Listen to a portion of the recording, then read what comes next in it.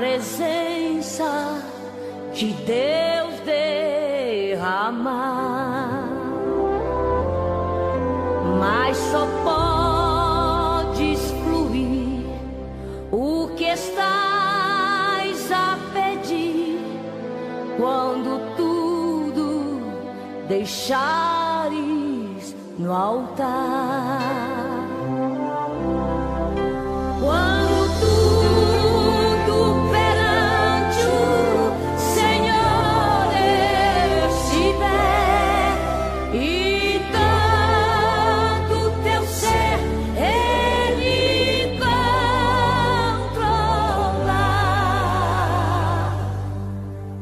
Só então hás de ver que o Senhor tem poder quando tudo deixares no altar.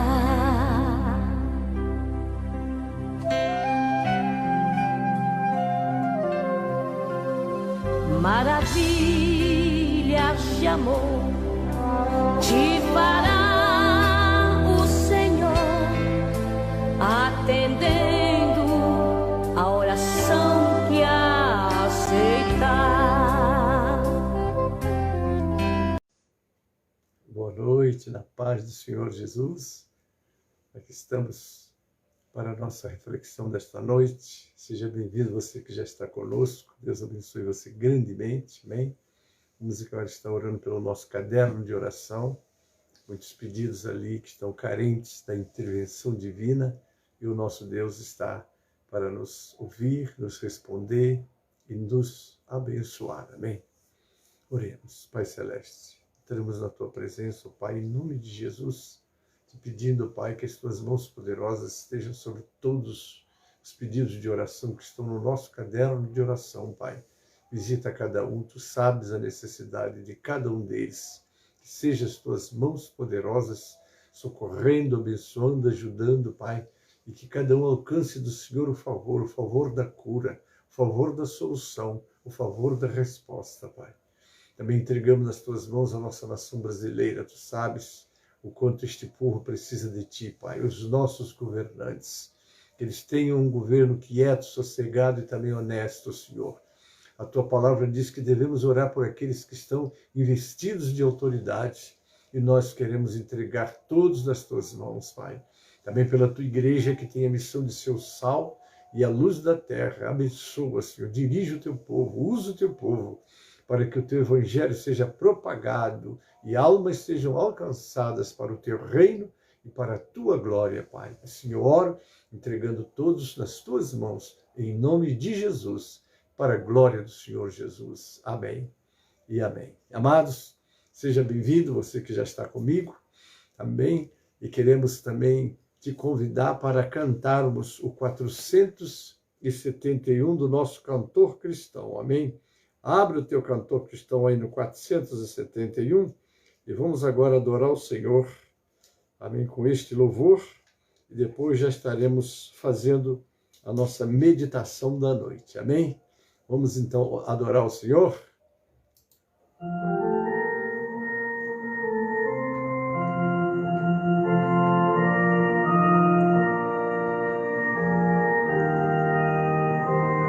Quatro, 7, 1 do nosso cantor, amém?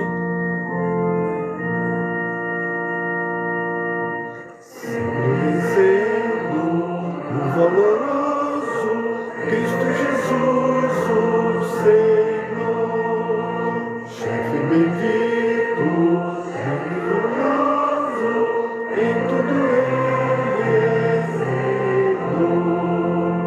Ele é Deus supremo. Com seu poder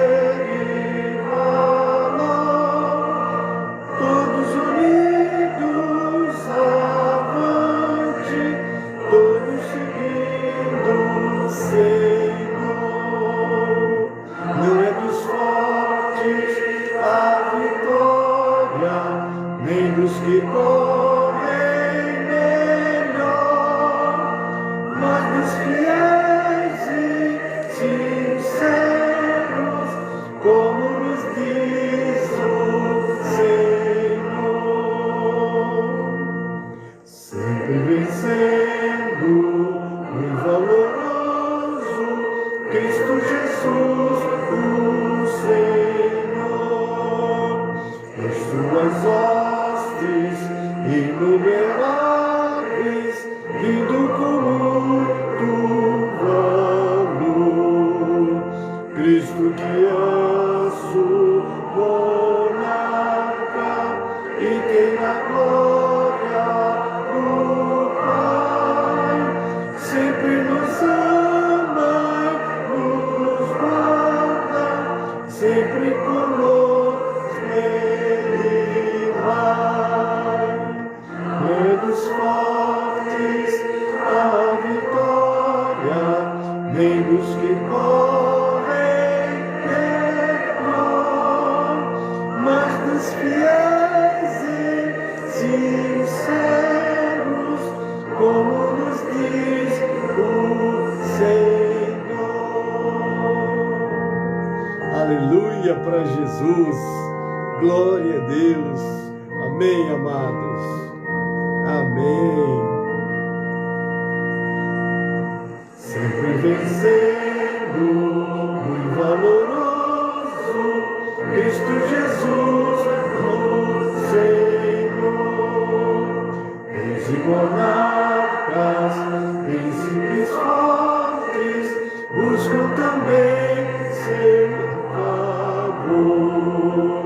E humildemente lhe peço que me permita lutar.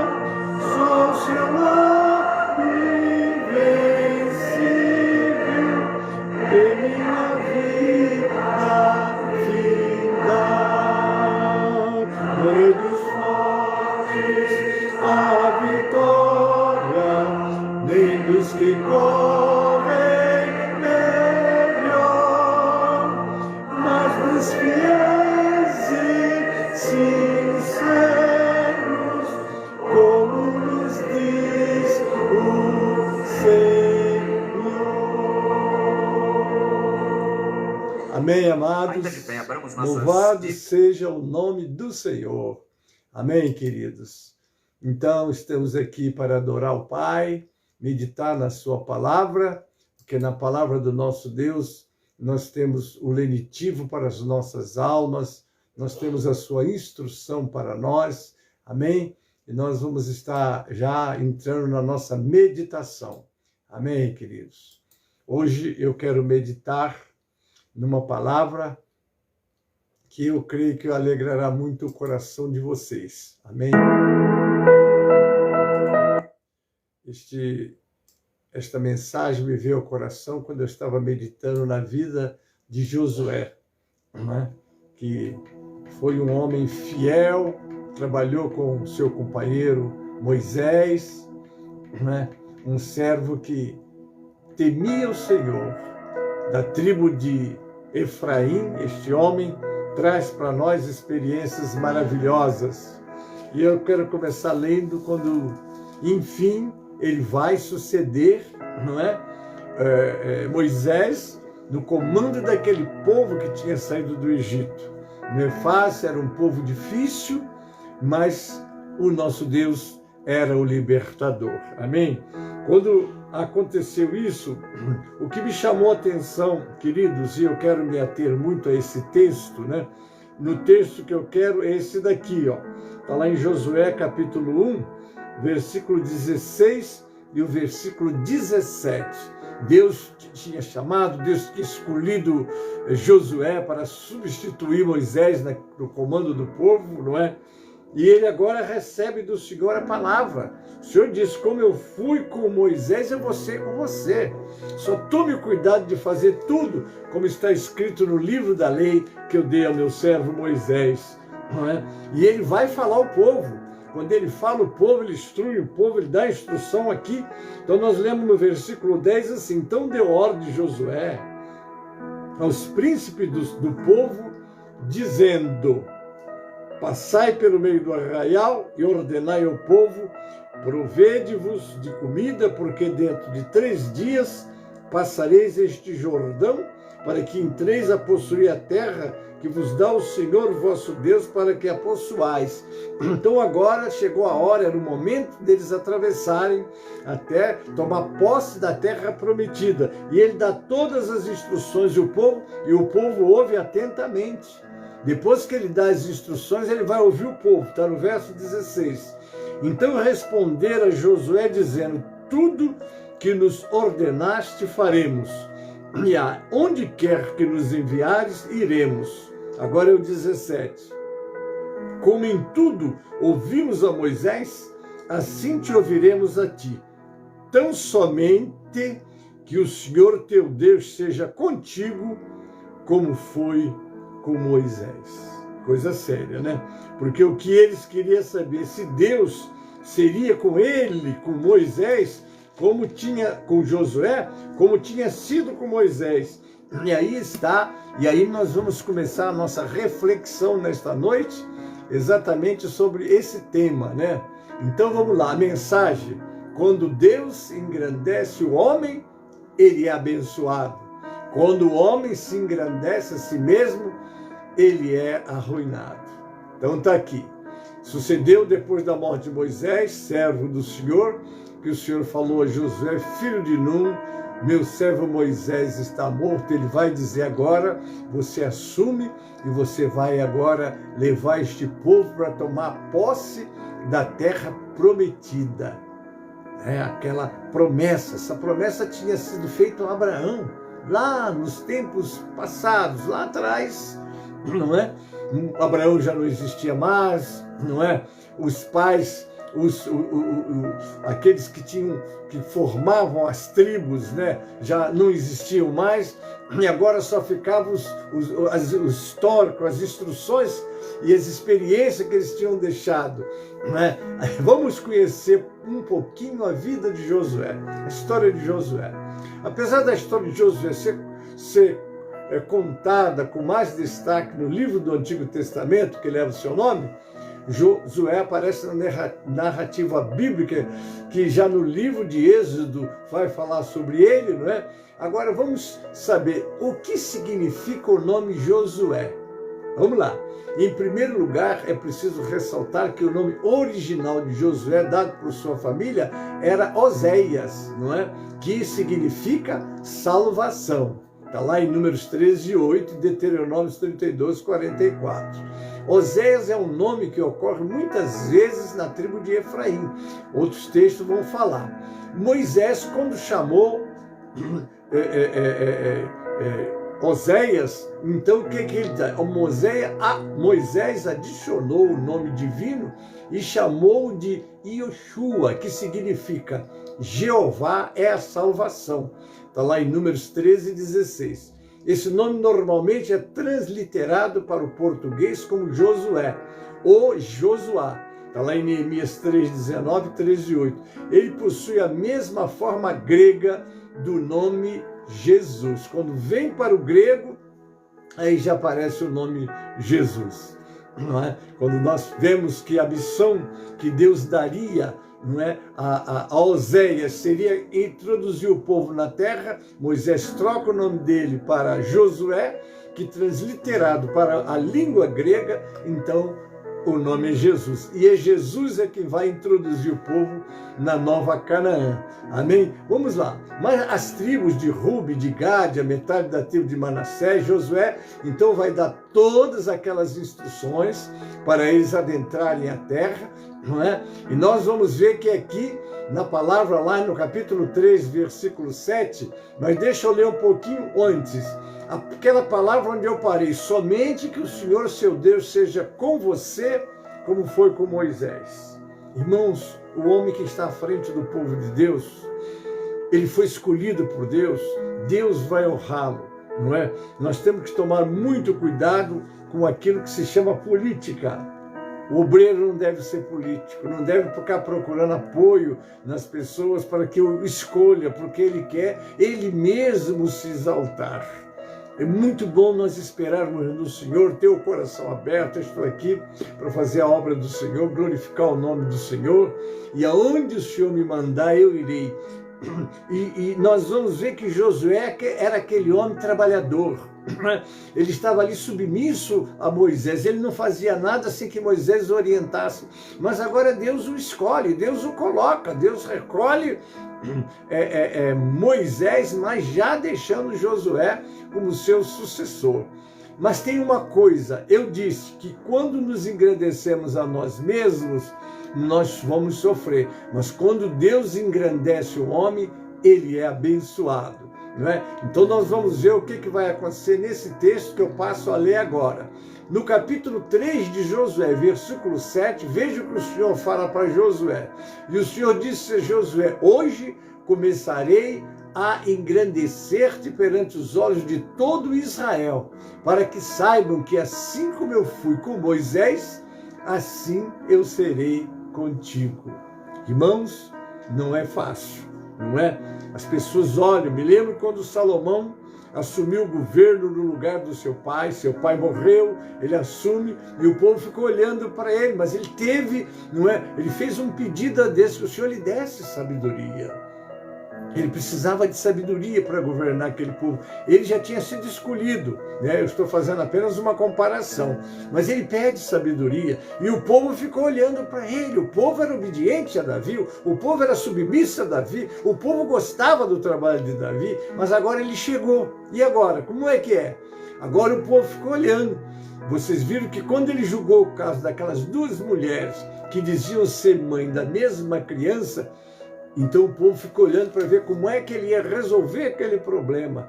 E ele então vai usar uma estratégia, não é? Ele pega a criança, manda o soldado vir com a espada e cortar a criança no meio e dá metade para cada um, o problema está resolvido. Todo mundo ficou assustado, mas que solução drástica, que coisa terrível. Mas ele estava ali usado por Deus, porque Deus capacita o homem para que ele trabalhe, para que ele seja bem sucedido e usa ele. Deus estava usando Salomão. Acontece o seguinte, quando ele dá essa ordem, uma das mulheres dizia: isso mesmo, nem meu nem teu, divide no meio. Mas a outra: não, de maneira nenhuma, entregue para ela. Aí ele descobriu quem era a mãe. E o texto diz: e o povo começou a ver que o Senhor era com Salomão. Então, se Deus é contigo, querido, você não precisa fazer política, você não precisa tentar se engrandecer. Porque quando Deus é com o homem, ele vai fazer tudo que ele fizer e vai dar certo. Por que vai dar certo? Porque Deus está com ele, Deus está orientando ele. Deus estava com Josué. Josué agora, ele vai dar uma ordem, ali está uma barreira. Lá atrás, aquele povo não tinha assistido. Poucos dos que estavam ali tinham assistido o que tinha acontecido quando eles atravessaram o Mar Vermelho. Eles ouviam falar.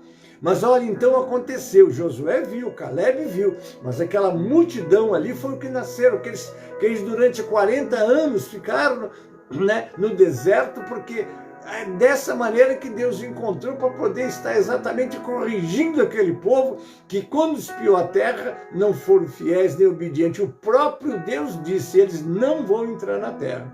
Até Moisés acabou não entrando porque facilitou também. Mas agora Josué estava ali o desafio: como atravessar esse povo, esse rio Jordão, né? Diz que o rio tinha aquela correnteza, que o rio estava transbordando. E agora Josué diz assim: prepare, porque nós vamos atravessar. E eles ficaram olhando. E o Senhor veio e lhe disse: o Senhor disse a Josué: hoje começarei a engrandecer-te perante os olhos de todo Israel, para que saibam que assim como eu fui com Moisés, assim eu serei contigo.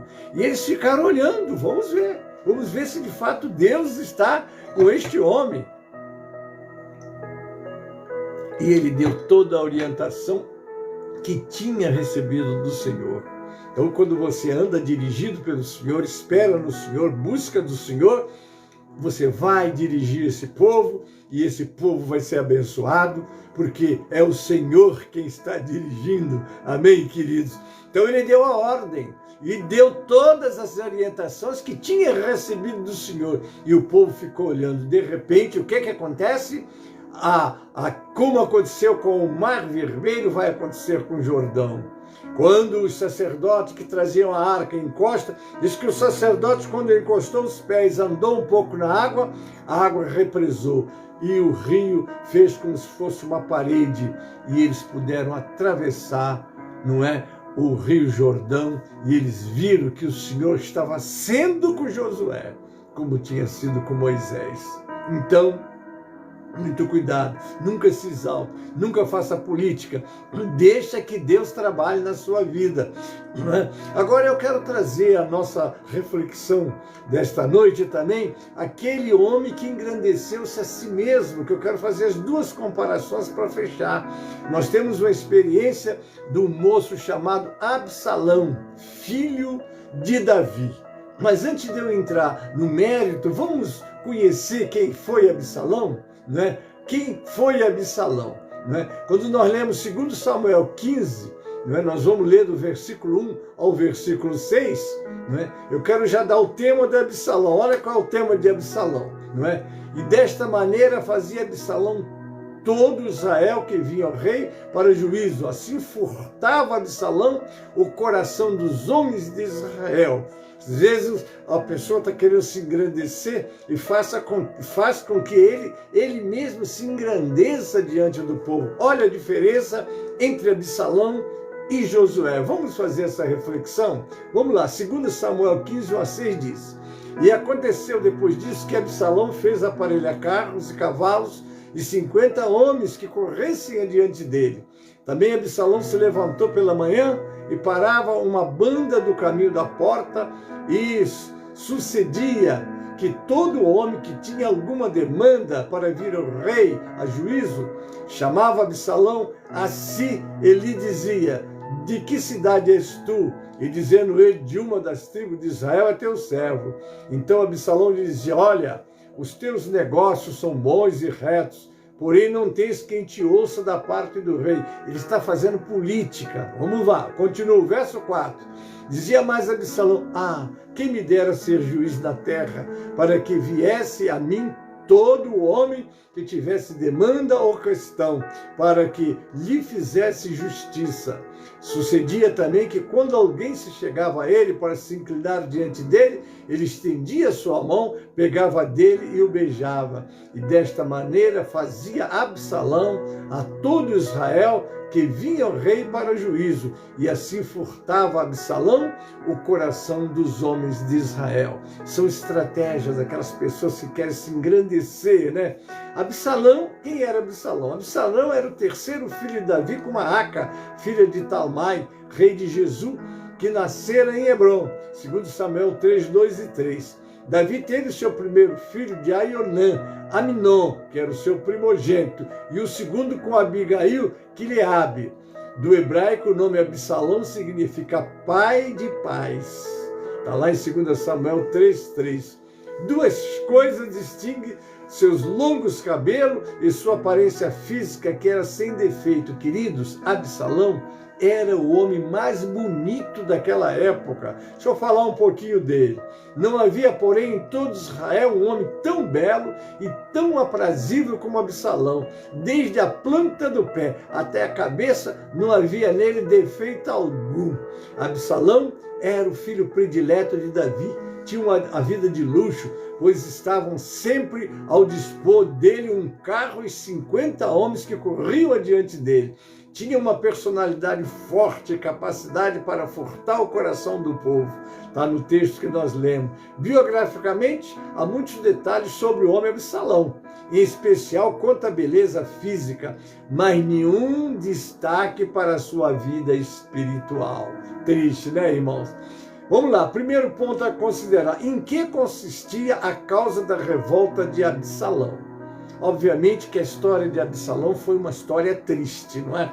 Ele era irmão de Tamar, Aminon foi aquele, né? Deixa eu ler aqui um pouquinho que eu registrei aqui, né? Podemos asseverar que Davi é o grande responsável pelo desastre que aconteceu no seio da sua família devido às suas faltas. Sua queda enfraqueceu espiritual e moralmente a sua família. Assim, primeiramente vem o estupro de Tamar, que aconteceu que Aminon a estuprou, não é? Depois a morte por Absalão, porque Absalão tramou e matou o seu irmão através de um servo, né? Que teve de fugir e ficar distante do pai 3 anos. Depois que ele matou Aminon, Ele passou 3 anos longe. O retorno de Absalão por parte da estratégia de Joabe não foi muito bom, pois ao retornar, Davi fica sem falar com Absalão por aproximadamente 2 anos. Porque o coração de Davi ainda estava, aquelas feridas ainda estavam abertas por tudo que tinha acontecido, né? Mas então, estrategicamente, Absalão volta para o reino, vai voltar para morar no palácio, né? Nada justifica o procedimento errado dos filhos, mas por vezes os pais contribuem para que eles tomem o caminho de rebeldia e deliberação. Nós temos lá em Efésios capítulo 6, 4, e vós, pais, não provoqueis a ira a vossos filhos, mas criai-os na doutrina e admoestação do Senhor. Então vamos dizer que Absalão, quando a irmã dele foi estuprada, né, Davi não foi muito enérgico com Aminon, então ele mesmo tratou de encontrar uma maneira de justiçar, né, fazer justiça com as próprias mãos. Isso trouxe problema.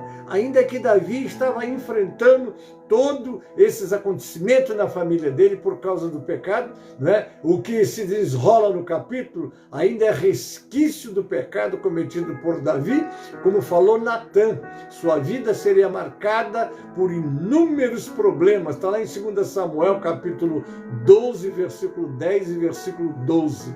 Davi, ao ocultar o seu duplo pecado, pôs-se a levar uma vida relaxada, tanto espiritual quanto publicamente. Ele não estava mais julgando as causas como deveria. Os problemas do reino acumulavam-se, aumentando grandemente a insatisfação do povo. Então, irmãos, o pecado traz consequências drásticas nas nossas vidas. Nós temos que estar sempre vigilantes. Amém? O servo de Deus deve fazer tudo para proceder corretamente perante Deus e o povo, pois a fragmentação da vida moral e espiritual pode abrir portas a uma tempestade incontrolável, levando a significativas perdas. Daí a exigência de Paulo: sejamos irrepreensíveis. Então o que acontece? Essas coisas é como se nós abríssemos a porta, como Adão fez lá no Éden. Quando Adão peca, ele abre a porta para o inimigo entrar e trazer não só a sua expulsão, mas trazer consequências, como ocorreu do próprio Caim matar Abel e Adão sendo expulso, trazendo consequências para toda a sua posteridade. Absalão era político. Há registro no plano da insurreição de Absalão em 2 Samuel 15, 1 a 12. Ele trabalhou incansavelmente durante 4 anos para pôr seu plano em prática e a revolta contra o seu pai. De 2 maneiras, Absalão procura impressionar o povo. Primeiro, se exibindo com carros, cavalos e homens que corriam diante dele. Segundo, a lisonja. O que é lisonja? Elogios feitos com o intuito de bajular, exaltação feita de modo exagerado. Ele pegava as pessoas, abraçava, beijava, não é? Quando as pessoas vinham reverenciá-lo, ele não aceitava, e dessa maneira ele ia conquistando, trazendo o povo para ele, se exaltando. Essa é a verdade. Vamos conhecer aquele que se exalta com a consequência, né? Absalão político agia da seguinte maneira: demonstrava o espírito de grandeza. Era como os reis do Oriente, terem servos que iam adiante dos seus carros, que por vezes variavam de 3 a 4 homens. Mas Absalão apresenta-se com 50 homens, né? Ainda exercia uma função que não era sua. Ele sentava-se à porta da cidade como juiz, mas não o era. Apresentava as falhas do setor administrativo do rei, dizendo que não havia pessoas capazes indicadas pelo rei para atender o povo. Precisam tomar muito cuidado, irmãos. Quando você vê uma falha, uma dificuldade do seu pastor, do seu líder, vai para o lado dele, ajuda esse daqui, eu quero lhe ajudar. Olha, sugere, mostra que você é um servo de Deus, porque o servo de Deus, ele quer ver a obra crescer, a visão é a obra. Pastor, olha, vou lhe ajudar aqui, vou lhe ajudar ali. Olha, ele é submisso a Deus, e Deus olha com bons olhos aqueles que têm essa visão espiritual de ajudar no reino de Deus. não fazer como Absalão, né? Fazer política porque quer trazer o povo para ele. Isso é muito triste e vamos conhecer as consequências. Depois fazia bajulação. Ele dispensava algo que era digno de todo filho de rei. Reverência antes demonstrava falsa humildade. Tudo não passava de dissimulação. Ainda falsa devoção a Deus. Dizia que havia feito um voto a Deus, mas tudo era apenas uma ação mentirosa para enganar o rei. Ele queria ir em Hebrom, lá era o lugar onde se consagravam os reis, onde Davi tinha sido consagrado, e ele foi lá com um propósito que não era o que ele falou ao pai. Finalmente, a habilidade em ser sagaz, não é? As pessoas se deixam levar por toda essa ação sagaz sem que se percebessem o seu significado. Ele agora, em Hebrom, o que ele vai dizer? Proclamando-se rei. Absalão foi para Hebrom com permissão do seu pai, mas ele o fez com falso pretexto para comandar de lá seus emissários.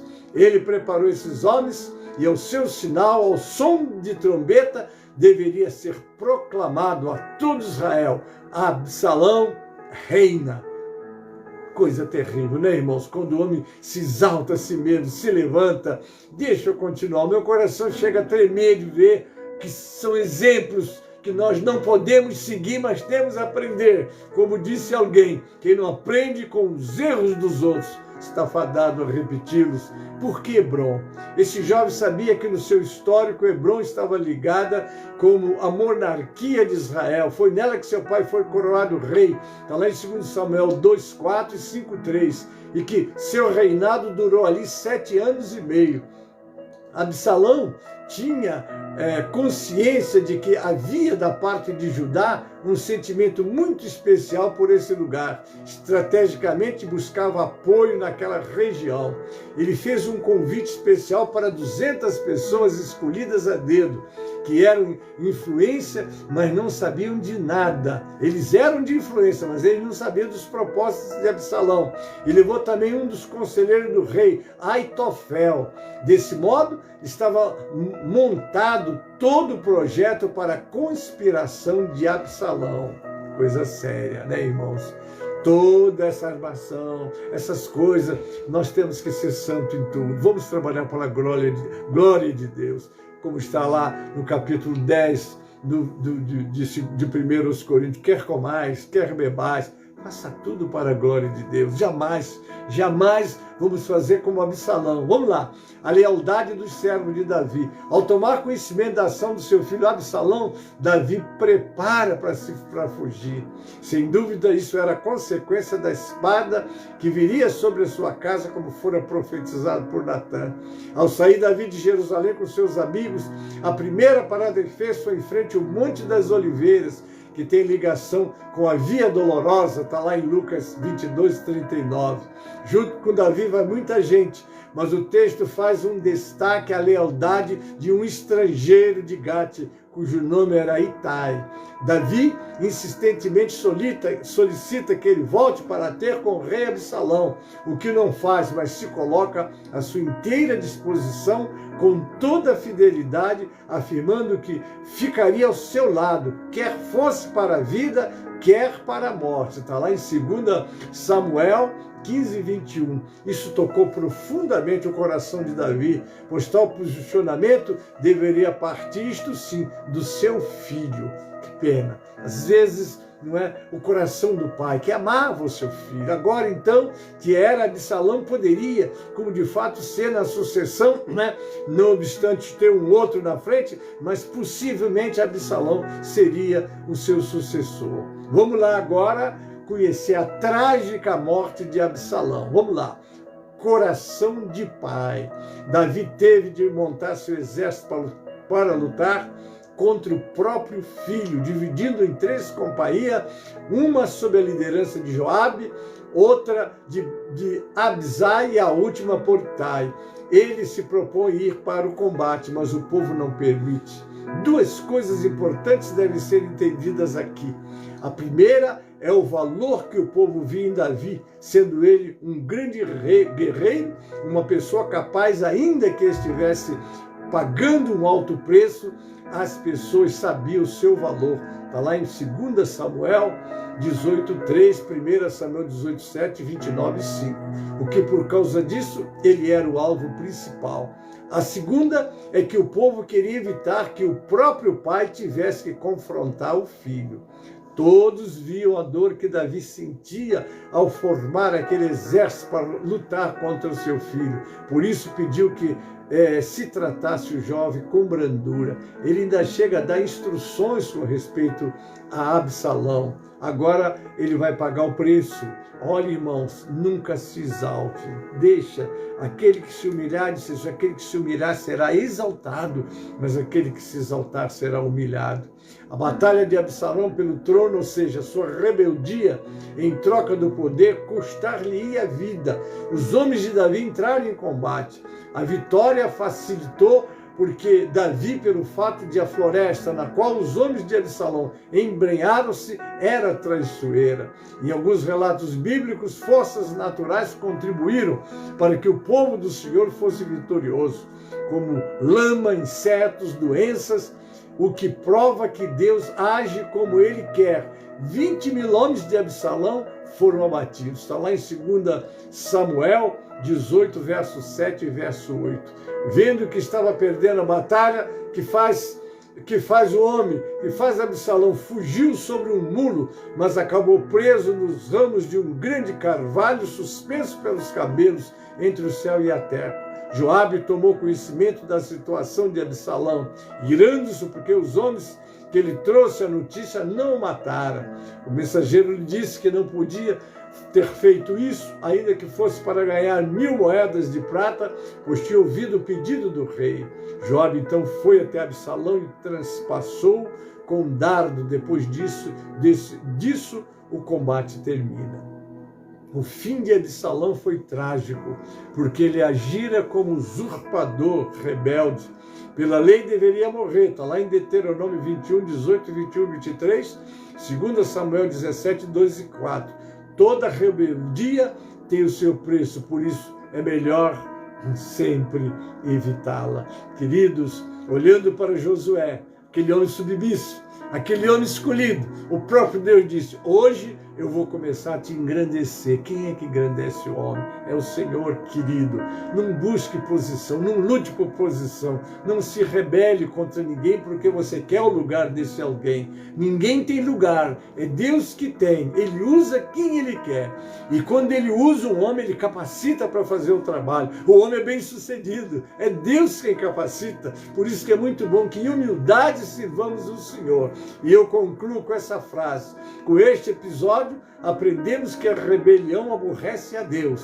Evitemos, pois, o pecado da rebeldia. Busquemos a sabedoria e a prudência divina para que não experimentemos a ira de Deus, justo e verdadeiro. Sejamos fiéis e santos. Amém, queridos? Louvado é o nome do Senhor. Nós vamos ouvir agora um louvor com a nossa irmã Márcia Cristina e depois eu volto para fazermos a conclusão. A paz do Senhor Jesus, irmãos.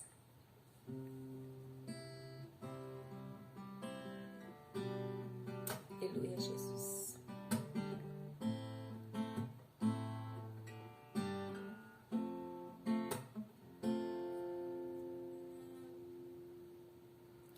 Quando meu eu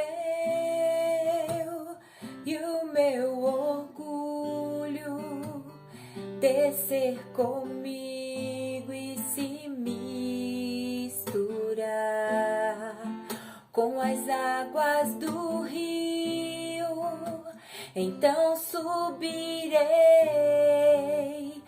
como Naamã curado.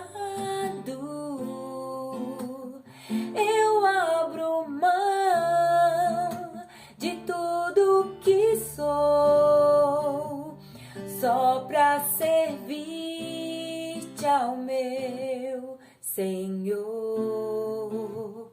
Eu abro mão de tudo que sou, só para te adorar. Senhor, Senhor, quebra o meu orgulho, eu quero descer e mergulhar nas águas do seu amor. Me purifica, eu quero ser limpo como Naamã no seu poder.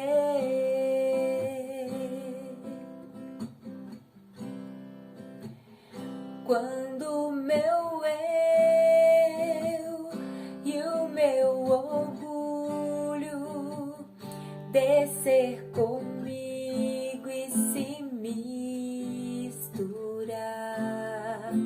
com as águas do rio, então subirei como Naamã curado. Eu abro mão de tudo que sou, só pra servir-te ao meu Senhor. Eu abro mão de tudo que sou, só pra te adorar.